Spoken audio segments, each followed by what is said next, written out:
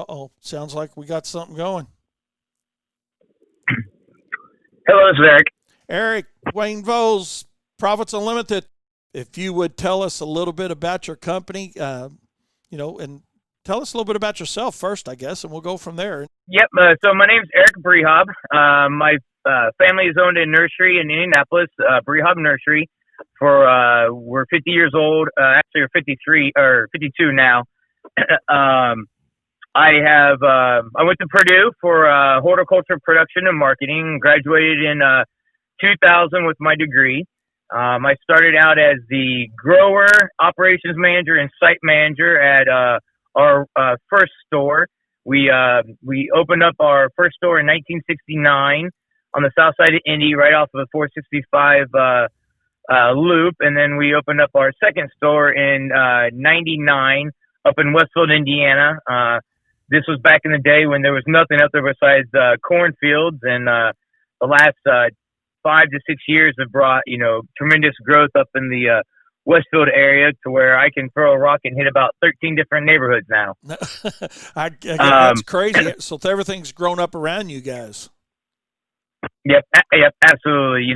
When we were on the south side, things were sort of established, but they grew up a little bit farther south, and then we were lucky enough to my father and uncle had some great vision, and we were lucky enough to get sort of sandwiched right in between where we thought some growth was going to happen, and it took less time than what we thought, but it still ended up happening. So right. Well, that's the key, man. I mean, you said your father and your grandfather, so it sounds like you guys got a family business going on there. My grandfather started the business, and my dad and my uncle turned it into what it is, or what it was 50 years ago, a couple of years ago, and did it the right way. You right. Had employees hired right, good employees. We took care of them. We built everything with our employees up around, and our company's been known for quality and service from day one. When I started on full time, we sort of I changed up a little things, young guy out of college and a little bit full of a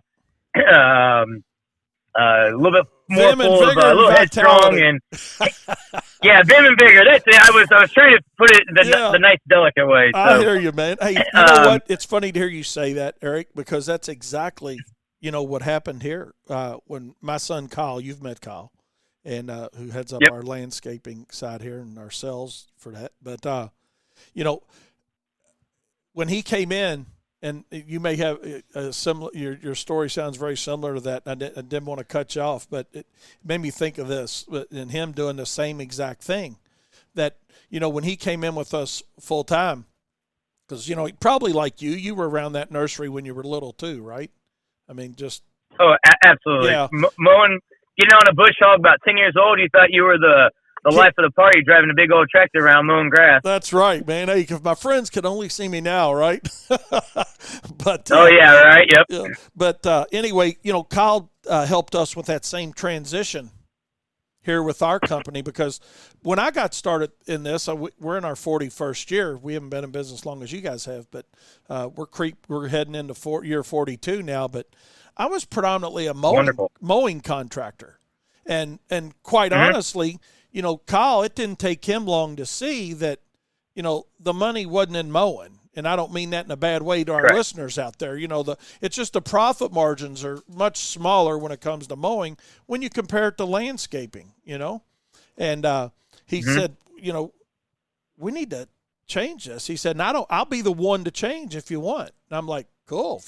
If you want to run with it, he came in young, full of vim, vigor, and vitality, I think is what they say. And he ran with it. It sounds like that's kind of what the story you've got too. Yep, absolutely. It was, hey, we need to do this better. And, we've been more worried about the business than trying to get it, keep it afloat and above water. It's your job to, figure out how to grow the material quicker.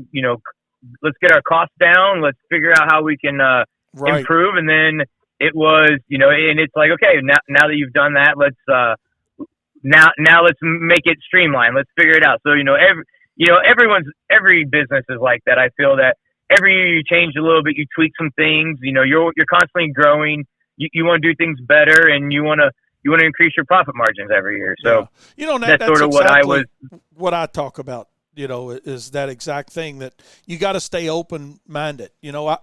Me as a business owner, and I'll throw myself under this bus, Eric, because you hit it right on the head there with your all's business about staying open-minded.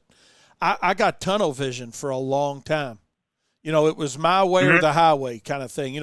My ego was still involved too much. You know what I mean? It was like, it's my business. I'm going to do it my way. When, hey, man, if you listen to the people that you've hired and trusted to be part of your team to make this thing successful, hey, man, listen to it, right? And maybe sometimes you listen to your competitor because, and see what the hell they're doing, right? I mean, because, like I tell guys all the time, it's not always your idea is the best idea in the world, But absolutely. If we want to be more successful, we got to be open-minded. Go ahead. Oh yeah, and as growing up in a family business, you come in and my father was doing more of the field stuff and more of the the nursery building type of stuff, and my uncle was doing more of the shrubs and everything. And to take that away, obviously there was I had to prove myself. I had to work myself up. I've done every job when I was a kid, but then you come in and you want to change things up. You sort of have to prove yourself. And right. And as most people in this industry knows, if you work for your family, it takes longer to prove it to your father and your uncle than it does to the guy down the road. Right. And stuff. And it's funny when you bring up using other people and stuff. One of the things that I've really enjoyed is I've been a part of the different associations that we have here in Indiana. I've been on the boards, vice president, and other things. Unfortunately, I wasn't able to become president. My father passed away unexpectedly, and that was the year I was going to be president. And there was just too much on my plate to be able to do that as well. But some of the better conversations are having with landscapers in the association, going, "Hey, why don't you guys do this? Or why don't you guys grow this?" And using those references to help grow our company, which absolutely helped our company grow, leaps and bounds, in 5-10 years, with the fact that, hey, our customers are asking for A. Why don't we grow A? Well, we've never done that. Well, our customers want us to grow it. So why don't we look into it, or why don't we change up what we're growing and match what our needs of our customers?